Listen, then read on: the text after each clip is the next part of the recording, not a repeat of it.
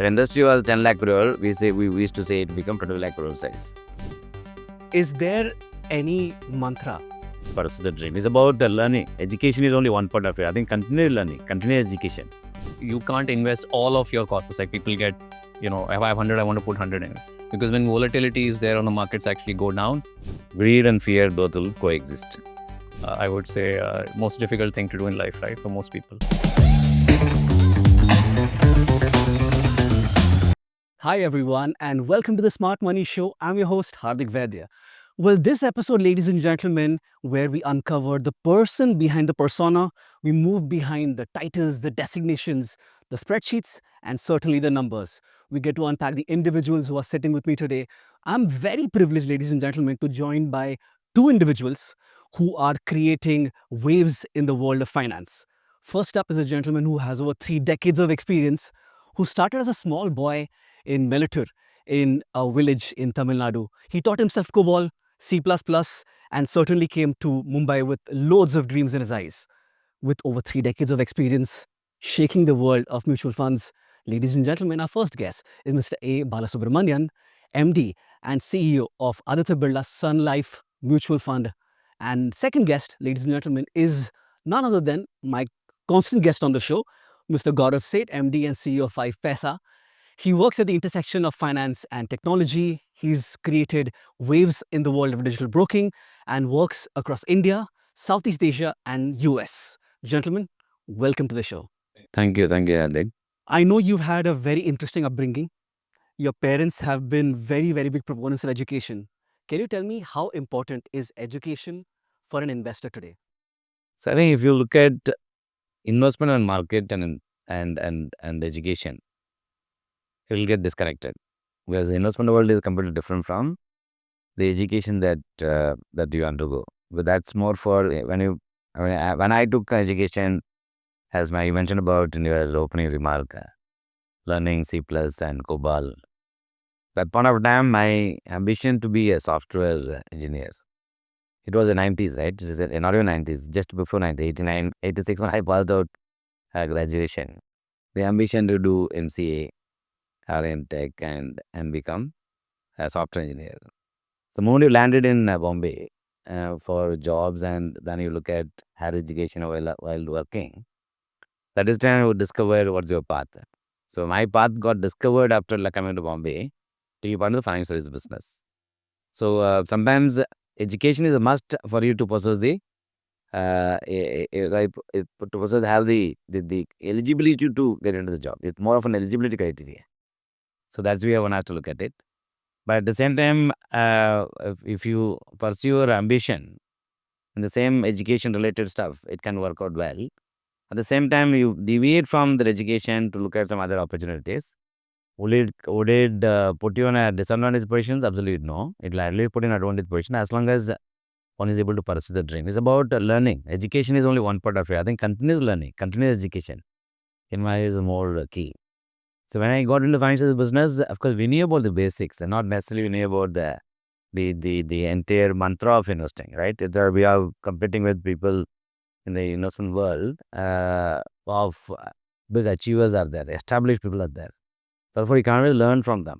So that's the way I built it up. But at the same time, I can't say education is not important. Education is important to build your basic qualification criteria. Qualification. Qualification criteria. You have to get qualified only if you have a BCom, BSc, or BE, or ME, and so on, BTech. Education definitely is important, but that gives you the basics of the know-how which every individual should possess. I'm sure. Gaurav, what about you? obviously, education is important. I mean, No doubt about that. But I think if to answer your question, education in the traditional sense, whether you could, you could be in finance and you've done, let's say, something in finance and then MBA finance and so on and so forth. That is different from, and you could pursue career in finance and at the same point in time, you may not end up being a very good investor for yourself or for someone else. So I think everybody has a different educational journey and everybody has a different investing journey. Two different things, as Bala alluded to earlier. So in my case, started the classic engineering MBA combination, ended up in CFA. I've always worked in financial services on the technology side, product side, etc., etc. So I had exposure to it. But if you really ask me, when did I start to become, when did my investing education start? And you'll be shocked to hear that it was like in my late 30s, right? Almost approaching 40, right? And then that's where I took investing seriously and it started to. So that has its own life cycle. You may not be that educated, but you might be a very good financial ways or very good with investing. You might be an 18-year-old, right? So it's also about not necessarily about um, formally understanding. You have to understand P/E ratio. You have to understand so many things depending on what you're doing or you're trading or whatever. So the technical part of it is a given. But on top of it, you should have the temperament to be able to use it and actually having done it, right? So you have to actually do it for a period of time, maybe even burn your hands, learn from your mistakes and so on and so forth. That's what you learn. So I started back in like 2015 or so, actually the same. And I used to invest before, but you can see my journey was like maybe only 10 years back with serious investment. That's very interesting. I want to maybe thread this back to a conversation that we were having with Mr. B. Gop Kumar at Axis AMC. He mentioned that his journey of starting investing was at 38, 39. And I'm hearing similar threads from Gaurav as well. What about you? When did you start your investing journey? And what was it like first time when you tasted some investment? Mine started at the age of 22. So the way it started is every household, and whether you are living in the village or whether you are living in town or in a developed city, investment remains common. Where you have surplus, you have to put the money to use for the long-term saving purpose. My father used to plan for the kids, including myself. I remember my mother opened a recurring deposit account for my education. Way back when I was the age of 14, she opened specific account only for my education purpose for my recurring deposits. So therefore, that knowledge of investing started coming from parents themselves. I still remember my father had invested in Vimal, which is called Reliance Industries, way back when they came out an IPO. So they used to invest in these kind of things. My investment knowledge improved when I came to Bombay. Since I'm going to Bombay, Bombay is a capital market city. So my father gave me all the investment that he has made, especially in the mutual fund, like SBI mutual fund. They had invested in those days, Can Bank, UTI. So they are giving all the certificates to me. Since I go to Bombay, I review everything and then see how these investments can be either nurtured or sold. They didn't know how to sell. They invested. So they're all listed in the market. Those days, there was an NAV kind of concept. They're all listed in the market. So when I started tracking the price, you invested 10,000 rupees, is worth 7 lakh rupees. You invested 1 lakh rupees, become 9 lakh rupees. So as a youngster, I see big money is being made. So it gives me some sense of how market can give you money. So I was greedy. So my mother used to ask me how so much money is made, sell it off. But they go with a common sense approach. I was a greedy young individuals. I said, no, they'll go for, wait. When the market crashed after 1992 scam, suddenly I saw value getting disappeared. So how would I tell my mother? So much of value was there and today my value is disappearing. Then of course, that's the learning that came. I want to unpack at this particular moment. What did you learn about risk reward during this time? So it's when the price is there, when the price is abnormally high. Say for everything there is a price, right? If the price that you pay is abnormally high, somebody is willing to buy that price, abnormal price. Irrational behavior of the market should be treated as your opportunity for you to knock off, sell. Irrational behavior. Market is always have got rational behavior, irrational behavior. Irrational behavior is part and parcel of the market. Speculation is part and parcel of the market. Price movement is actually part and parcel of the demand supply. Sometimes the demand could be much higher than the supply that exists. So when these kind of things, one of my learning was don't be too much greedy. So had I actually sold as my father and mother would have advised me to just book whatever is available, anyway I'm getting more than what I deserve. No one get more than what you deserves, then the contented approach, the desire with my parents is far higher than as individuals. See, as young individuals, I was greedy. So I thought it'll go up further, it'll go further. Sometimes you're not seeing the fall. So the understanding is something when market goes irrational and you get more than what is supposed to be the underlying value is like that Warren Buffett says, right? So underlying value is only X. But if you get 3X of that value, then you rather book profit. But let somebody else take that bet. So that is something, leaving something on the table.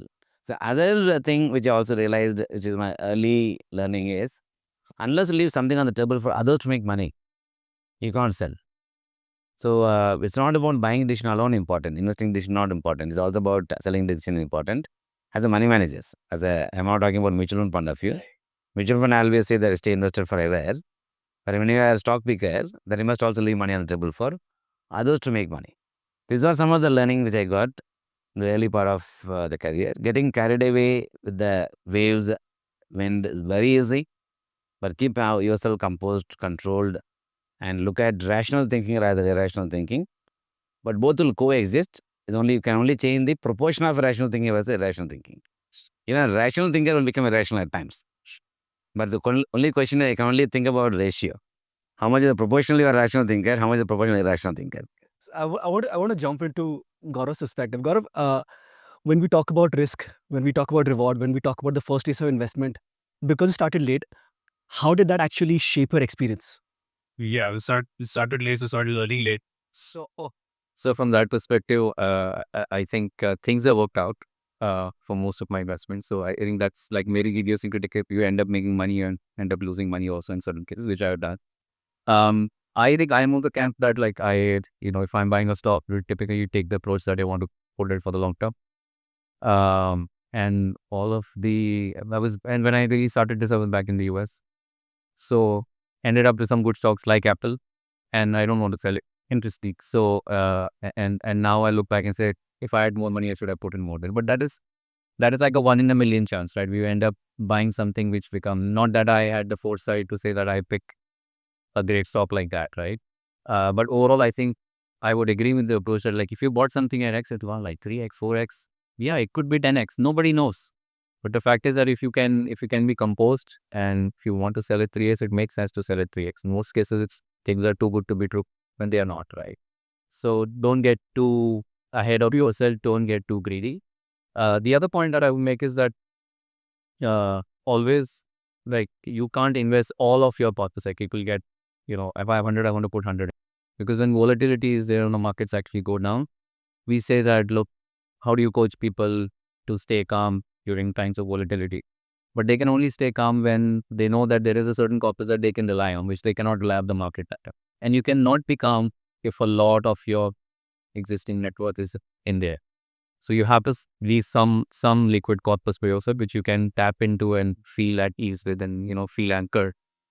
Only then you can become and say, okay, markets will do their thing. Just stay patient. And that's actually happened to me. So, and on the other side, I give you the example of Apple. I also give you some other example. I give you example of Robinhood. I give you example of Alibaba, which I don't have 4 years back, invested at the top of US market in October 2021. I remember the date. I plowed in a significant amount into some of these stocks because I was missing out. It was FOMO.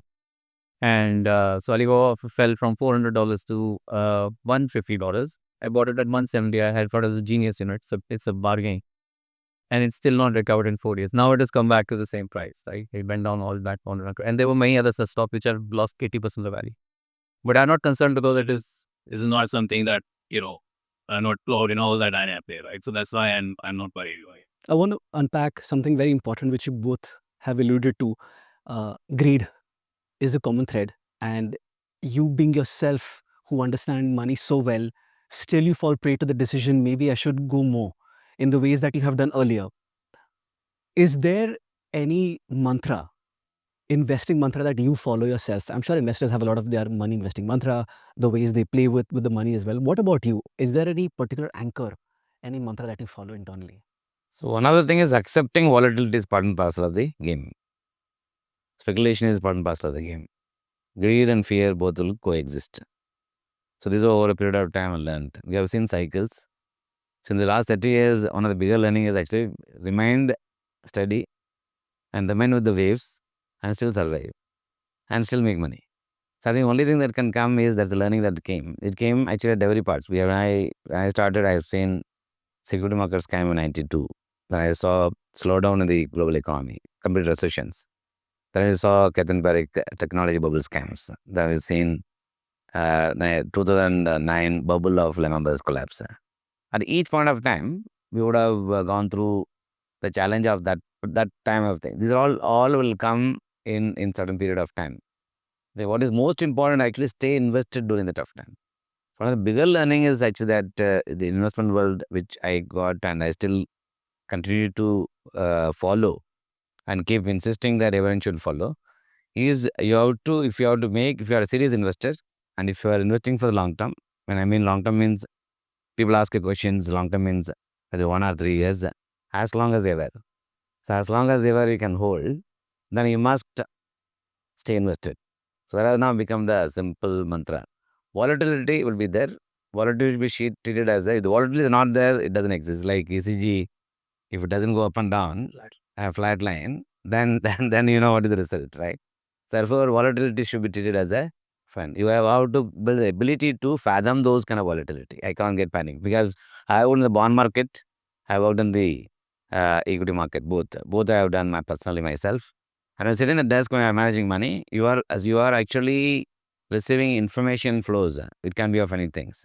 Therefore, sometimes staying away from noise is also equally important. These are some of the learning which I got over times. And it is simple. And I also realized most of the time what is most difficult to follow is the simple things. So that's something you have to again. It's like what Warren Buffett says is he says, don't lose money. Is the rule number one. Rule number two is don't forget the rule number one.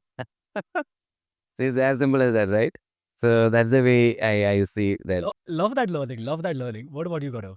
Both to the cycle that back in 2008 is pretty live in my mind, right? Everything was a bloodbath.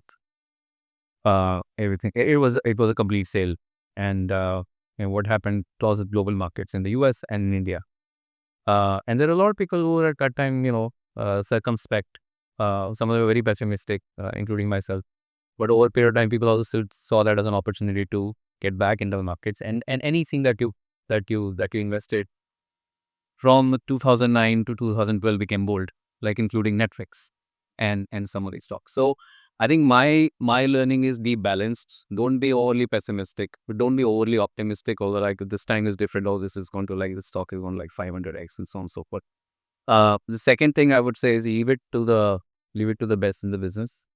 So when you are like for a regular person who does not have the time to invest or do all of this detailed research or doesn't have the network to understand everything, rely on mutual funds, because then even the mutual fund or is down and it's a good mutual fund that you are invested in, that the best are working for it, they will make the changes and do it, and over a period of time will recover.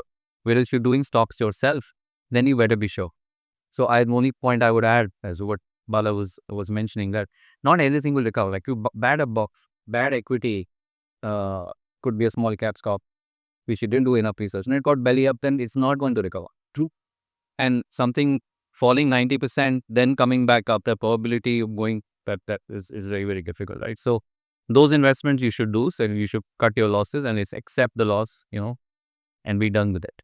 That is also a question of discipline, right? Because you have to accept that emotional of people are saying that, yes, I was wrong. And, accepting your mistake is the biggest. Just to add what Gaurav mentioned, the investing in stocks directly versus a mutual fund. People have learned these lessons in a very hard way. When you expose to the stocks directly, then your entire risk is associated with single stocks or single stock exposure they take.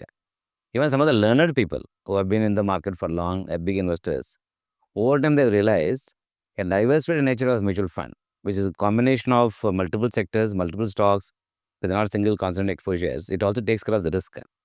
So over time, the managing the risk while generating return is also become equally important. Whereas when you are managing as an individual, when you do, there's high probability you will only look at the return, not the risk associated with that. So that's something as a mutual fund has become a larger investment vehicle is over a period of time because of this concept. They again got settled. Not that mutual funds are only diversified in the early part of even when we were building the business in the 90s, we used to have extremely constant exposures. I used to have single stocks exposure in the one scheme of 35%. When the market fell, we realized what is went wrong. So we corrected it. The correction that happens through the mutual fund institutional approach is far higher than the individuals. Individuals will sit and then repent. Whereas money, I can't sit and repent. We have to actually find solutions. So that's the way I think got evolved. I think what point you mentioned is that risk has to be understood. Therefore, the mutual fund vehicle is a widely accepted vehicle, even by the biggest of the biggest people in the world, is mainly because of the diversity. Not that they are super duper in terms of stock selection. Managing risk, the equal weightage they give while generating return. That's a very important point. I think one of the things you mentioned about temperament and understanding our own behavior, when there is a dip, everyone behaves differently. And when there is a rush, everyone behaves very differently. Does it also get the best of the people succumbing to the pressure when it's slow or when it's going higher? So of course it does comes. Only the question is how you're on top of the job. So I think it's equally important for us people when we're managing money. So earlier I mentioned about noise levels. Noise level will always be high. Information flows will come from all across the place. It doesn't come from one place. And often I joke that if Japan caught cold and India will sneeze, because they're all integrated. When the information flow is getting integrated, we must also know what to take and what not to take. So being calm and being clued on to what your position. So I think is also important. I think you must know that's why I come to the risk part. I must know what risk I'm carrying before I'm able to manage things. Just to give a simple example, September 11 attack in September, in US, World Trade Center got attacked. The bond market crashed towards the end. We were all sitting in the office at about 6. We thought we'll wind up the day and then leave. And 7:30, the information being carried in Bloomberg. It's a big information. It's a big news. Then what do you do? Then you have to sit and analyze it. But any action that you take, it can go against you. If you sell is a problem, if you buy is a problem, which one to take? They better to be neutral, better to be calm, composed, and understand what the impact is going to be. Don't react immediately. That's what the herd that I mentioned about herd mentality. So as long as I'm not part of the herd mentality, and then keep myself calm and cool, then the probability of you taking decision will be relatively better. So we as a individuals, when we all manage money, we actually pay this attention during crisis time. You be grounded, be calm. Going back to the basics, like you mentioned. Correct. Gaurav, what about you? Yeah, so I think my approach is like, what is it that live to fight another day, right? So I think this is what I was mentioning. It is like, we don't think like September 11. I also remember like she was back I was actually in Chennai. I was in my hotel, some crash happened. I said like, when I looked at the TV, it was crazy. But the point is that um, you can't like completely just do a knee-jerk reaction, especially when you're managing money or doing something as serious as that. Like you have to be calm, you have to be composed, you have to see what are in some cases you do have to act because, I think in his position, like when you're managing money, you might have cut some positions, etc. But typically my approach has been that, look, take it over, see how it goes, and then, talk to a few people who are trusted, and then make your move. And these things are like part of it, whether it's today, I mean, geopolitical uncertainty is part of our world, and nothing is of opportunity which you will not get again, and nothing is like the world is not crashing down that reason, that it is so bad that everything will just evaporate. So if you have that sort of centering, and if you've seen enough of this crisis, I think you have to see somewhere. I think it's experience. I think so. I guess you have to see a few of them, because this is like AI. I want you to teach, drive a car, but you drive a car, the steering, like, but go drive it in Mumbai traffic, and then you will. Very valid points. I think you've have to be there to be able to come with this perspective too. Let's shift some gears and talk about the individuals who've been an inspiration for you in personal life and professionally as well, to be where you are today. Let's go dive into that a little bit. Personally, sir, who's been an inspiration for you? Of course, for me, everybody is inspiration. My investor inspirations, my partners are inspirations. I think for me, if I would take inspiration, my ex boss who gave me my first opening. So I think I mentioned about starting my career as without knowing where to land yourself. Somebody has taken a bet on you, right? So somebody took a bet on me, which is my ex boss, Mr. S.K. Mitra. He was a banker, and being part of the pool of recruitment they did without knowing which function he's going to get. Now he's the one who spotted and then said, why don't you be part of the dealing room? So that's one. And I used to get inspired by him, and not because of anything else. And he used to be extremely active, energetic, and know about things which are most essential for investment point of view as well as the risk point of view. He was my, even today I call him as my guru. And so I worked with him for almost 15 years. So that's one. And of course, my another boss from whom I learned investment side, which is again, he follows the principle of long-term investing. So Barasha is again well-renowned investment fund managers. So if you take always a good part of what they know. So sometimes reading balance sheet, and go into the details and see where the hole will be there. It's not about only reading balance sheet alone important. Spotting opportunities, spotting weakness, both are equally important in managing money. So that's something which I again come learning. The last, of course, list is so I think since the time Prime Minister took charge, I always think that the kind of hard work that he puts over in front of him. So you have to keep somebody actually for your hard work whom to follow actually as a benchmark. So this is a way. Of course, I have my own principles. It's I believe in doing your duty, doing your hard work, doing your hardship that you have to undergo in every business model. Therefore, I keep myself as a go-getter in these lines. Ultimately, is creating success need not necessarily have to work towards it separately. If I keep doing my duty on a day-to-day basis with some element of deep amount of commitment and passion, that itself finds your path. So that's the way I built it. I'm curious, where did the philosophy of pleasing the business is more important than pleasing the boss come from? And it come from the work is worship. So I'm a believer of work is worship. Of course, you worship God, no doubt. So that's something you do for you to get the inner strength and give you more faith. Yes, we can do it types. Therefore, somebody is there to take care of that belief. You must have. You must always have somebody is taking care of you. Who is taking care of you? We do not know, but somebody is taking care of you. In my case, I say work is worship. The reason is who gives my monthly salaries? My boss gives me. So sometimes I do have argument with my wife. Sometimes I'll tell my wife, my boss is my God. Mr. Birla is my God, I'll say. She will say, no, God is Mr. Whereas we both follow Satisai. So he is a God. I said, yes, he is a God.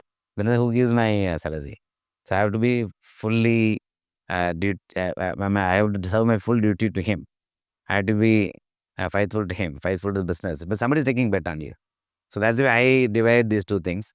So work is worship is comes from basis that. See, boss is always, it's all about, organization always created by the hierarchy.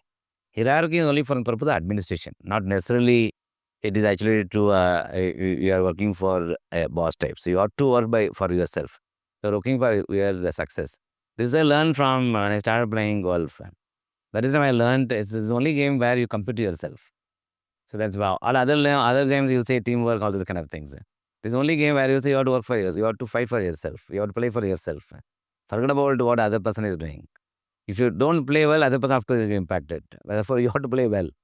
So they were playing for yourself is actually extremely important. That's why I got that mantra of you have to respect the job that has been assigned to you, the duty that has been given to you.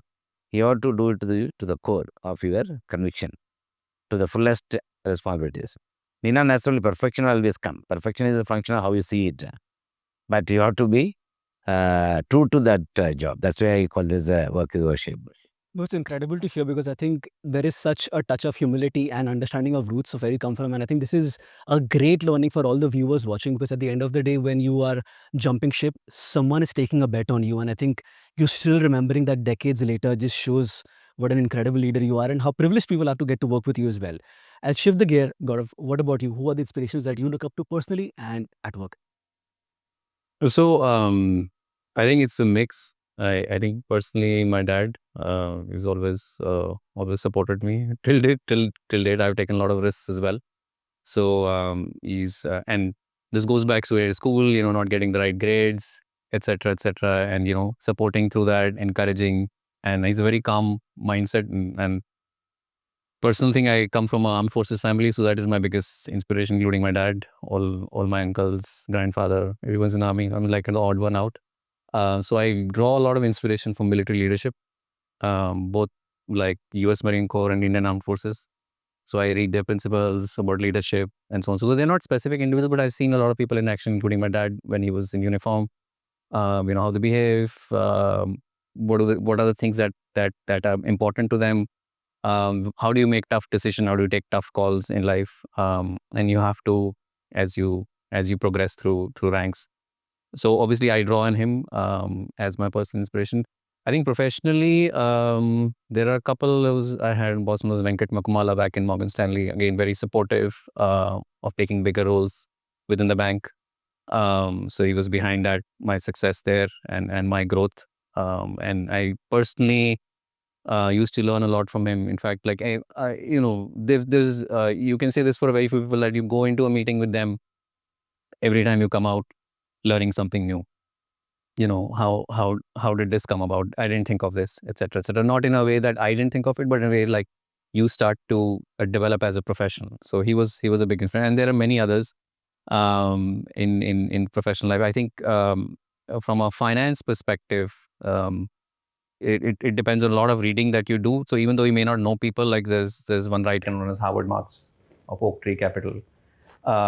These are people. I think coming back to your earlier question, it's like you can draw inspiration from them, even though when you've not worked with them or you've not had a chance to work with them through their writing, because that is so insightful and so on the spot that keeps you anchored within the market. So what's really happening around you and how to make sense of it.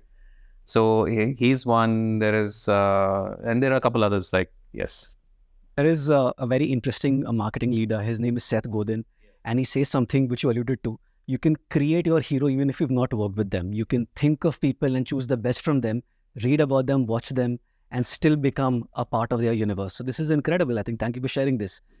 Work obviously keeps you occupied incredibly, right? I know you are a workaholic. You love working 24/7 is what you've actually categorically mentioned. Is there a way for you to disconnect with work, or do you make that seamless? Like, what is it that fuels outside of work for you? So I think over time I realized both have to go hand in hand. So if there is a work-life balance, often the question is asked to me as well. So I said there is no difference between work and life. Both go hand in hand. The concept of 24/7 I bring in. There used to be a time where I used to work for 7 days a week. And there used to be a time we used to work for almost all day night we used to work, and the next day morning we used to go back. That the situation warrants you to do that. That does not mean it has taken away your personal life. Somewhere somebody is compromising, no doubt. Somewhere somebody is compromising. Maybe your family is compromising. My wife and kids have compromised while I was growing myself. Because many times I would not have seen my kids. By the time they wake up, I'm out. By the time they go to sleep, I've not reached home. But that's something, it's an accepted thing. As long as you don't regret, as long as you don't feel sad. But something I believe in that heavy heart versus light heart. And if you don't carry a heavy heart, I could not do this, and so on and so forth. Then work and life, there is absolutely no difference. I don't differentiate. Could you expand on that a little bit more? What do you mean by heavy heart and light heart, and how can actually someone apply this concept in their day-to-day life? See, regularly I'm saying. Sometimes what happens is, for everything that we do, suddenly, oh, I didn't do this, I didn't do that. So I think most of the heavy heart comes not by looking at yourself, is looking at by others. And if I start benchmarking myself with others, and basis which if I keep moving my mood or maybe moving my mindset, then it can actually do harm to you. So often I believe that don't look at others, look at yourself. And as long as you get what you deserve, then I must be happy. But bringing that happiness in whatever I'm doing is something which I have over period of time realized heavy heart versus light heart. So it reflects on your output, it reflects on your behavior, reflects on your way you deal with the people. It can give you anger, and there's moods can swing and so on and so forth. This is something I learned over a period of time. As far as the work life concerns, sometimes as you start growing, I also believe in giving back. When I mean giving back, and then sitting with my colleagues and giving some kind of gyan, giving some of direction, giving some guidance, that is actually you are doing good for others. The moment you do good for others, whether it is part of your duty, not part of your duty. So the question comes. So again, you have 8 hours to work. At that point of time, you want to spend your time on giving input to somebody else, or you want to give this input outside the 8 hours time. So most time I do this outside the 8 hours time, because you are able to give, you are able to justice, you do a justice to the time that you are giving for others. It can't be just 2 minutes, 3 minutes conversation. You can't have escalated discussion. If you want to give seriously, you want to contribute to somebody else, give that specific time. So then when do you take it out? So that's why you have to spend the extra time. You have to spend the extra time. Most of the time I actually spend on these things on a Saturday types. The reason is you are able to, your mind is free, market is not disturbing you. Nothing is there to hurt you in terms of your flow of thoughts. That will be able to devote you full time. So when I also do social activities, it's something we may think actually is rocket science. No, it's why I have to make one phone calls. Actually, while talking to people, I have to just plug it as part of the conversations. If that actually inspires somebody else, they'll take part in that. If they're not inspired, it's okay. So it's making it part of the conversation, making it part of day-to-day life. That's why I believe in that 24/7, there is no life difference between work and life. So while in the movie, you can always do a lot of stuff. So while sitting in the car, you can do. While sitting Sitting at home, you can do it. Not necessarily you have to just watch TV. So while watching TV, you can do other things as well. So I do believe in that multi-hat. Are there any particular sectors in the social space that you are more inclined towards? I know agriculture is certainly one part that is very close to you, but are there any other sectors that you really invest your time with? So when people, of course, I'm associated with some of the Satisai social activities, and people do reach out to me, ask for my advice. So I'm sitting a part of some advisory councils. So I am part of some of the music institutions, classic music institutions. We have advisory council committee. So sometimes they'll ask for your input, they'll ask for your suggestions and so on and so forth. So it's a question of having the conversations. For the conversations, if you have to find time, then it's difficult. So that's why I find time within that. This is all 5 minutes content. Nobody wants actually or 2 hours of your time. So everyone wants only for 5 minutes of attention, 10 minutes of attention. So that's something you can make it as part of your work itself. So there's a way I see it. And as I start getting involved, initially I may feel too much was coming in, but as I start doing it, it become part of your life itself. Then it become much easier to deliver. Very interesting. Gaurav, how do you unpack? Okay, so before that, I think you wanted to acknowledge Bala, because I think, and as I've seen that personally, right? You send him a text. Even I remember I sent him a text like a few years back, around from Paytm. He's always available, and it was not work related. I just said, let's have a chat, and he would respond. So I think hats off. Like, I wanted to point that out because I've personally experienced that. You can go to him, about so many things outside of work, like related to work, etc. Right, which is not always interacting with us. And he's open to it, so which is great. Not many people, I think, in his position will do that. Now, how do I unpack? I think let's get back to like the work-life balance and also it's like a cliche concept. I don't believe in there is no balance as such. Work-life. I mean, it depends on a situation. Sometimes you have to work 18 hours a day. Sometimes you could do it get by 8 hours or 10 hours. Typically, the stuff that we do, I don't think so anybody gets by in 8 hours. So it's better to call that out and be clear about it. Then acknowledge it that you do it and you're doing it for yourself or you're doing it for something that you are driven towards. So you do that and you find your own balance. So it's not that like you have to neglect your family or something, but like I travel, so you could argue my family gets neglected. Yes, they do. 3 days a week in Mumbai. But it comes as part of the job. Either you don't take the job, you don't do justice to it. That'll give you sleepless nights if you're not doing justice to your job. So then once you anchor around that thing that this is something that needs to get done, then you have to figure out like, how do I kind of compensate on the other thing? So there's no such thing as, okay, you can't compartmentalize. At least I can't compartmentalize.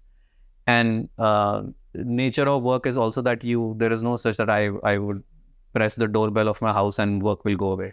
It doesn't work like that. You're not a human being. So it weighs on you. If things are stressing you out, the stress will remain. But then you just, again, with experience, you know how to indulge. And so so obviously the family takes over. Like my son is into soccer. So I take him around for his matches and else, and then he'll take completely my attention. So my attention gets diverted. So those are the ways in which you start to unpack. Personally, I unpack through music, and running and reading. So Is there more? I'm hearing a and again there as well.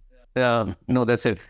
That's it. I would like to do more, but I have a lot of things. I want to do tennis and this and but I am not able to do it. I'm not successful at that because. One more point, which of course also comes, which I've again learned over period of time, is empowering people, whether it is house, your family members, or your office. Empowering doesn't differentiate because you're a leader, therefore you have to empower your colleagues. At home, it doesn't mean that you can't empower your own wife and kids and so on and so forth. That's also giving the responsibilities, empowering them. It also takes away the pressure of taking decisions. Sometimes where most of the time the pressure comes is about you have to take a decision for every stuff, whether it is a minor activities or major activities. If everything actually resides with you and not actually giving that power to somebody else, it also increases your pressure. So in my case, I've been reasonably good in terms of empowering, so that your dependency on you has to be the least. As long as the dependence on you has to be the least, your importance has to be the least, then everybody can create importance for themselves. Then automatically it takes away the pressure. So that's something I also realized. The ship has to run even if you're not there. So one of the bigger learning that I got is I even wrote in you can see in my frame here. When I was a Harvard program doing an AMP program for 2 months, we touched all-time AM high. So I was not there, I was not day-to-day basis touch. So I came back and wrote to all my employees, see, my absence actually made you guys actually work more. and take the organization to the next level, which is the beauty of any organization. So that's the way sometimes I see it. This is incredible. I mean, one of the things that I'm hearing as a constant thread is that there is a price to pay. And often, family is one who actually gets you through to these tough phases. There are 20-year-old, 30-year-olds who are watching this video as well. And certainly they are at a place in life where they are contemplating whether to grow at the cost of family and then take choices. Could you shed some light on the importance of the correct partner, the family institution? How does this balance and how do you view that in your personal life? So I think thinking of cost itself is, it'll put you down. There is no question of cost. It's about complementing. So the moment one word change from cost to the complement, it completely changes the narrative. It's about how you think actually. It's about how you see it and how you are able to pursue what is most needed, taking into account the balance of the family and the opinion that come from others, and pursue your own opinion. And this often happens when individuals get into, say, engineering. Sometimes parents may say, so in my own case, my daughter wanted to pursue only the medicine, but she's not getting admission in medicine. So as a father, I have to give her alternate option B, option 2, right? But all of us have always create a plan B, plan C, plan D. So sometimes if your plan A can work well, then stick to your plan A. And that's something my daughter did. I said, I want to do medicine only. Even if you don't get admission this year, I'm fine.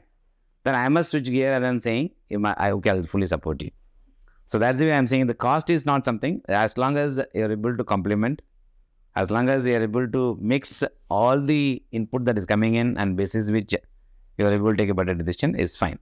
But I must only support if that doesn't work out. So that's something I must support.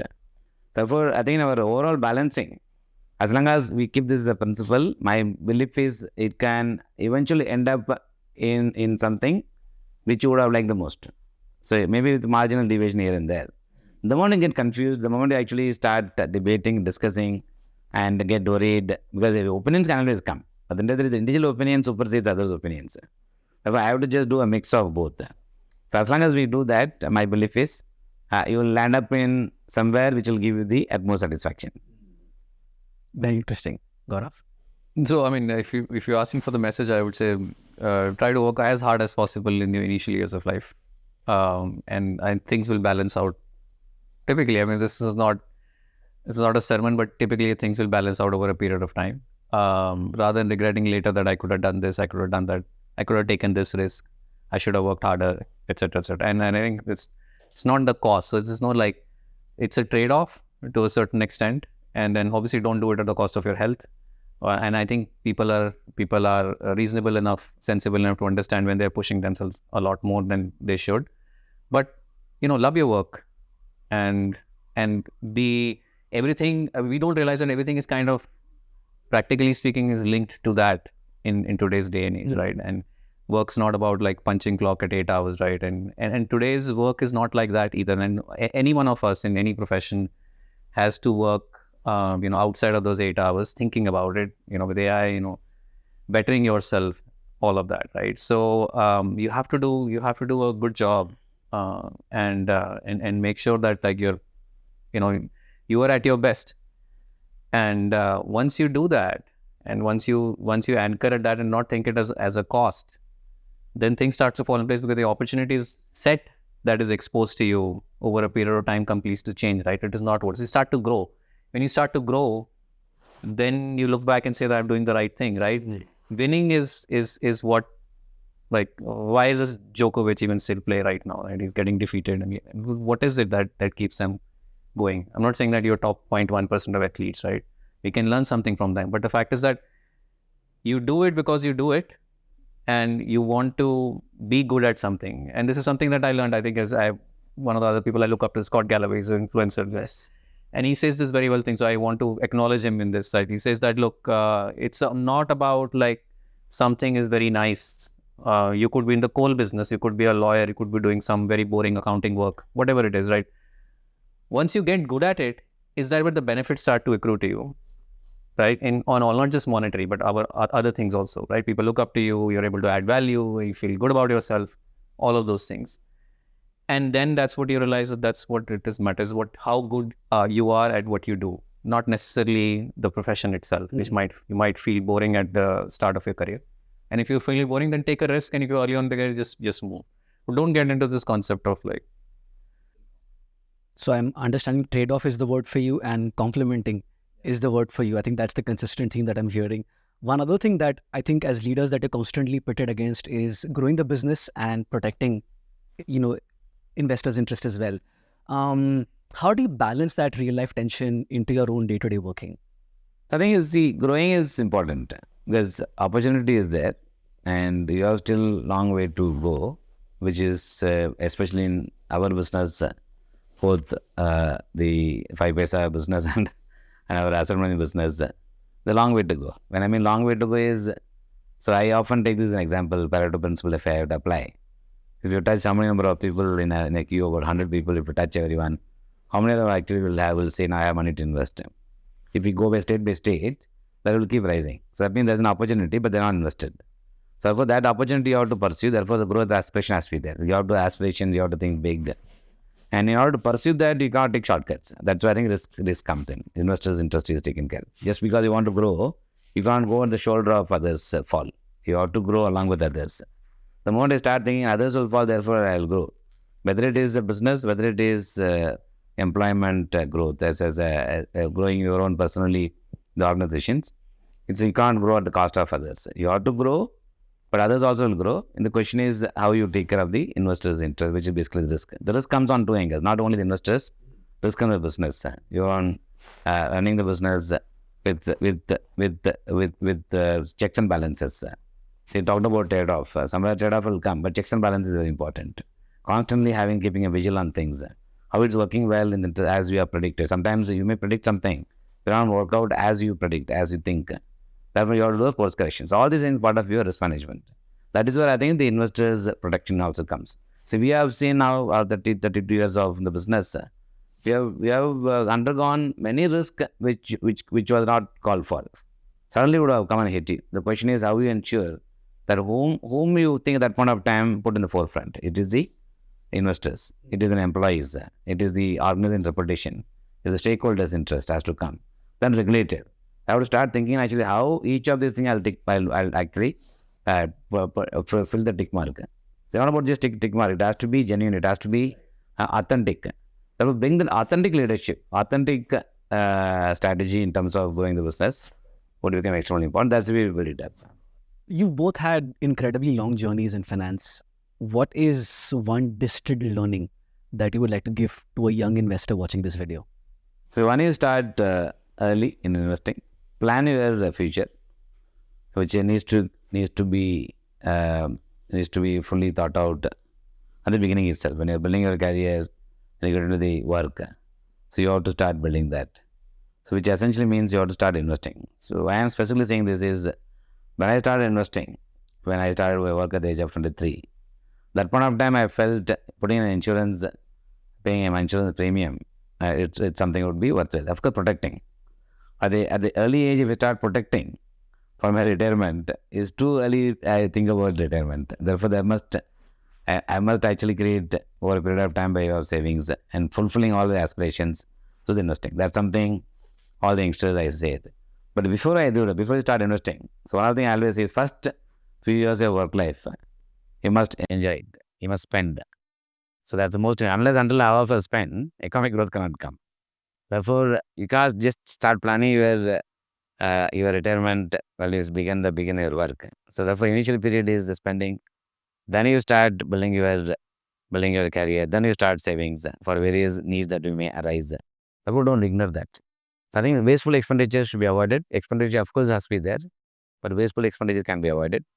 But yet, planning for the regular savings, I think, would become the key mantra to build your future more brighter. And at the same time, as you start progressing, even in terms of career growth, so I often tell people, if you want to make a change in any jobs, it give you one or two opportunities. You have to establish yourself which one to continue. Sometimes people may change jobs multiple number of times. It can be considered as good, it can be considered as bad as well. In general tendency, when you look at the resume, I always say, as bad, we have too many jobs. Various purpose could have been there. But finding your own path where you can establish yourself to make a longer innings. but they're also become extremely important for individuals who begin your career. If you are somewhere, you have to draw a line. I often advise people between the age of say 28, 32, you can make one job change. Between 30 to 35, you can make one job change. The moment you cross 40, can continue the same way that you have built actually at the age of young age, you not necessarily be. Therefore, all those things will become part and parcel of the. As you look at investment, you must also look at your work life also in the same way. It's interesting because you've spent over 3 decades with the same organization, and yet you are open to understanding changes of jobs between youngsters. That's incredible. I don't know how you accommodate it, but amazing. What about you, Gaurav? So I would say like you're talking about what is the one message you give to investors. I would say that focus on growth, and by that I mean your professional and personal growth, not necessarily investment growth. Because as Bala said, right, like I don't want to preach something which I didn't do it myself. I used to blow up all of my money. Is yes. So I mean, the savings and start early and save this much and it's all great. But like you also have a temperament at that point in time, right? So, but if your temperament and if your focus is on growth, which is like I want to grow myself, and even if you're spending all your money, but maybe towards education or doing the right things or a lifestyle, whatever which helps you, whichever way, that's the right thing to do. But yeah, by and large, try to save some amount which you can with which you can take some risks, right? You can take some speculative bet, you can take some you can invest so that you get a taste of what it is. Because if you have not invested yourself, you can, no matter how much you read, if you start doing it at 40, then you're not going to be pretty good at it. You can be pretty good at it, but you would have lost all of these years of compounding. So starting early is important, but I think focus should be on really growing yourself, because that is where everybody's success is not going to come through investing. It's going to come through their careers. And you could be a doctor, you could be an anchor, you could be a media guy, whatever. If you're really good at that, and that's success, right? Everything then comes is it's going to be secondary income. I think this notion of thing that we'll be rich, which is there like in overnight rich just by playing in the markets, that's just pure fantasy. Just to add to that, the power of compounding is a simple principle. And the power of compounding is nothing but 70 divided by interest rate is actually gives you a number of years of compounding. This is a well-established model which exists in rural economy. If you go to a post office, they will tell you the money will double in 5 years, 7 years, and some type of things. The power of compounding should not only should be applied only to the investment decisions. Power of compounding should also be applied to the your own life. If I say to a lot of youngsters, your salary will increase by about 5-7% minimum in line with inflation. That continues. So inflation is one part of it, but your salary also will equally rise. That you must have the leap of faith. That will come only by your leap of faith. Okay, I'll get it, therefore I'll take this kind of risk. That is why the investment, when you take a decision, it linked to that. Second is when you're young age, when you have long years of long service to go, your ability to earn is also equally high. Therefore, buying a house by taking a home loan, absolutely nothing wrong in that. As long as you know how much your ability to take that kind of loan and able to service it, which your salary will permit. One is an investment, second is building your wealth, building your own needs, I'm saying. So all these things have to coexist. When people take a decision, they have to look at from both the angles. As Riley said, the power of compounding would have a huge impact if you start early, even on the investment world. That's something should never be ignored, because power of compounding is well understood as a theory. When you study your PNR formula, everybody understands. But when you apply, they don't apply in their own investment decision. That's something they should not forget. A very important part of being leaders is being decisive. How do you actually make decisions, whether personal or professional? Like when the rubber meets the road, you have to take a certain call. What are your certain principles of decision making?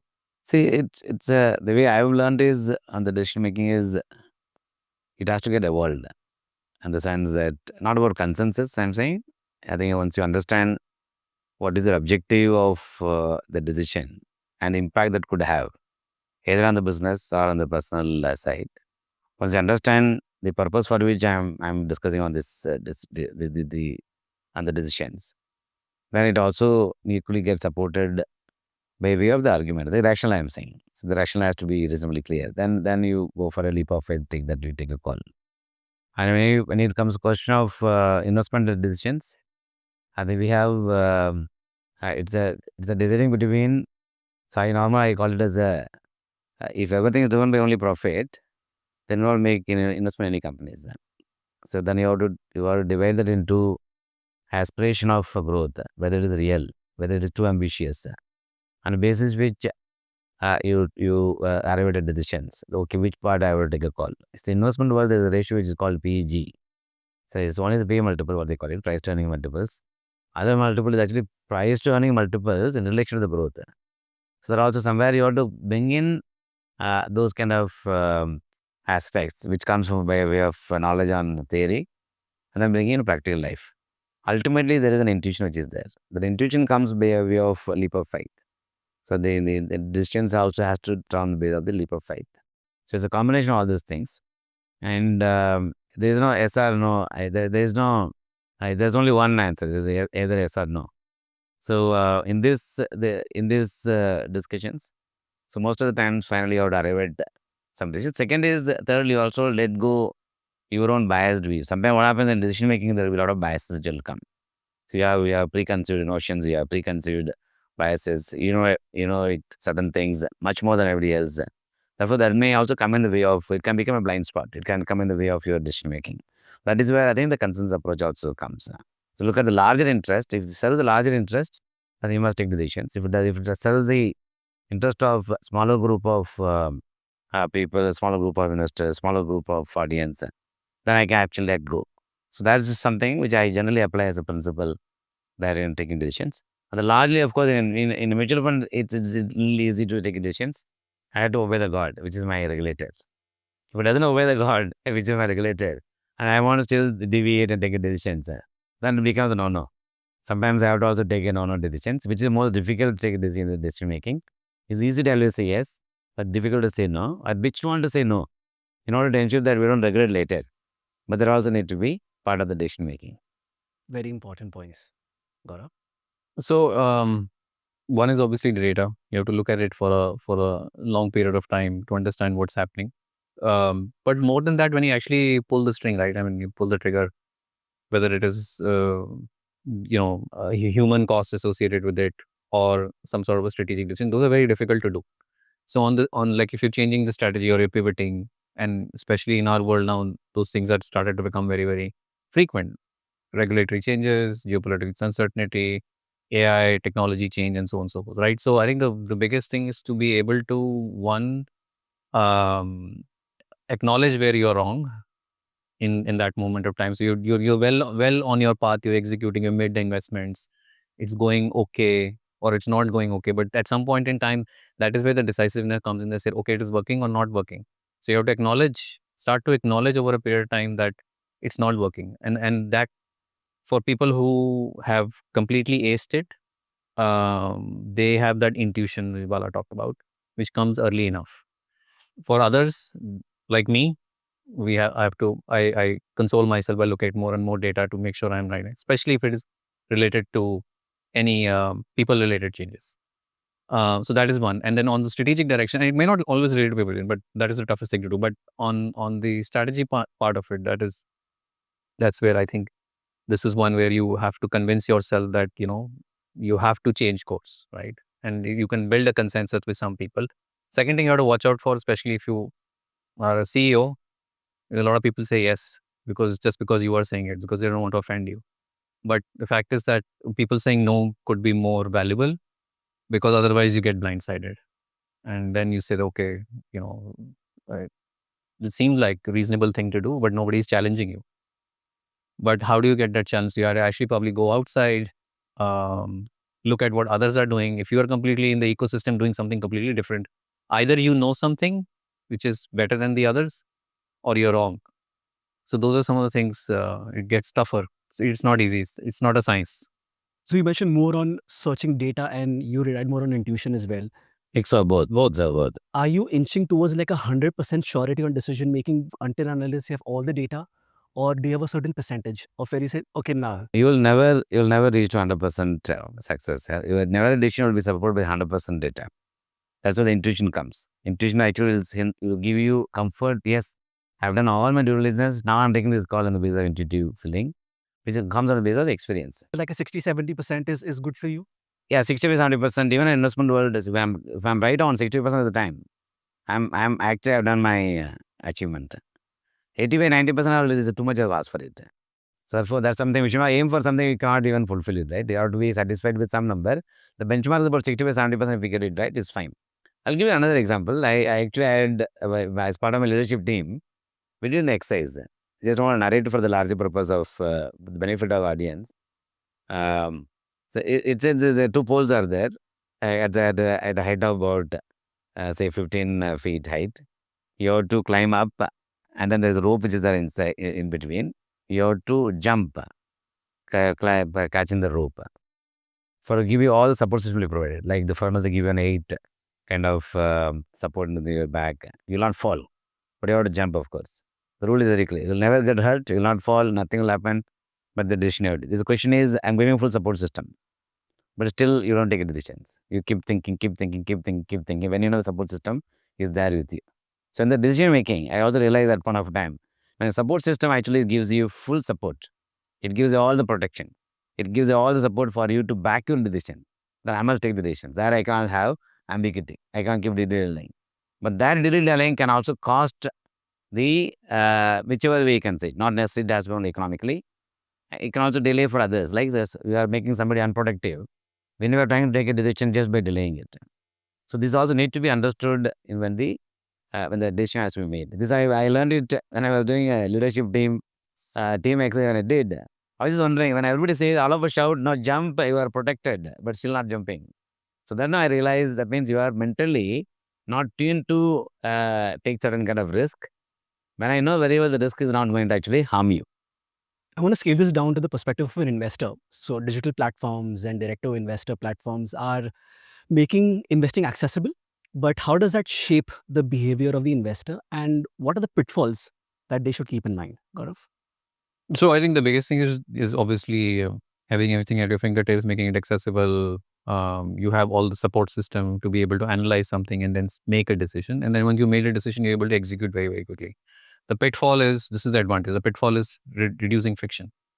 And this is something which I say not from a CEO digital company, right? But all the effort which is done on digital platforms, not just necessarily investing, but across the spectrum, whether you look at the big companies like Google, Meta, or look at any other entity in the internet world, is to reduce friction, right? But that itself is the pitfall when it comes to investing. It's not social media. Even in social media, right? Friction on WhatsApp when you're chatting with someone, it's not been going very well. There's no friction. You type and then you regret. Same thing here. Because the friction is reduced, you want to make sure that you're making the right decision. That is a pitfall. And obviously we have all the regulatory safeguards to an extent that you with investing, but it also is the temperament of the customer, right? Because it's easy. Sometimes you could end up making the wrong decisions. Bala, what about you? What do you think? I think I mentioned about the support systems, the regulatory framework, and everything is being done. And then friction is also actually being addressed by way of the build, the process, and other things over a period of time. Therefore, that is where I think the leap of faith also comes. So then I must go by how the system is got developed over a period of time. That comes a way of experience with dealing with the period of. When I say 5%.com and deal with them, I must bring that they're an organization which is in existence for some number of years, gone through cycles. They have put all the things in place to ensure the investor's interest is protected. Then after that, I can't keep debating, discussing. Second is I cannot keep regretting. So any decision that you take, if the decision is taken after having the decision which I mentioned about earlier, the decision is taken after doing a due diligence, after having a discussion, looking at the data, intuition, all those kind of things. After there is no regret. The decision is taken after doing all the exercise that should be carried out. Then because the investment world is very, very tricky, very murky. It can make you feel sad on one day. It also make you feel very happy on one day. So there is no place for both. There is no place for too much of happiness. There is no place for too much of sadness. So therefore, you have to take the decision I have taken on the basis of. Then you can't blame any of them saying this platform has not given me this input, etc. The decision once it is taken, there is no regret. What you can best do after taking the decision if it goes wrong? Course correction. That much of leap of faith should come. That's why I think advisors will come, will come, asset management like us will come to give you that guidance. So it has to be part and parcel of the overall planning that one carries out. So I have this one question that I ask every guest on the episode. What is your one bold prediction for India's mutual fund space by 2030? So I must confess, they are never right in the past in making this kind of making this kind of guesswork. The reason I am saying is the industry was 10 lakh crore. We used to say it become 20 lakh crore size. And when industry is 20 lakh crores, we used to say it's 40 lakh crore size. Today the industry has become 7 lakh crore size. When people used to ask me about the index, Sensex, and it was 10,000, we used to say 20,000. When it became 20,000, it became 50. When it became 50, whenever estimated, it became 80. See, sometimes what happens is the power of company is so high. When the growth aspiration of the country becomes very large, the growth can be substantially higher than what you expect. So if you go with that principle, right now you are talking about 100 lakh crore mutual fund industry size, right now about 57 lakh crore size, so 70 lakh crore size, it will become faster. The way telecom industry is progressed. The telecom industry we got the growth of what China did about 25 years. India got in 10 years. The learning curve in India is much better. Today, I don't need to go on hard sell mutual fund. And now it became part and parcel of the primary investment vehicle for everybody. Therefore, the next 10 years growth will be much faster than what you have seen in the last few years. Therefore, I would not be surprised 100 lakh crore next 3 years. By 2030, will even come before even 2030. Interesting. Gaurav, what's your take? Could double from here in the next 5 years. Well, that's a very interesting conversation, gentlemen. Thank you so much for taking the time to do this. Thank you, Bala. Thank you, Gaurav. Friends, if you've taken away something incredible, I'm taking back patience and temperament as the key thread. What is your takeaway? Let me know in the comments, and we see you in the next episode. Until then, stay curious, stay patient, and stay invested.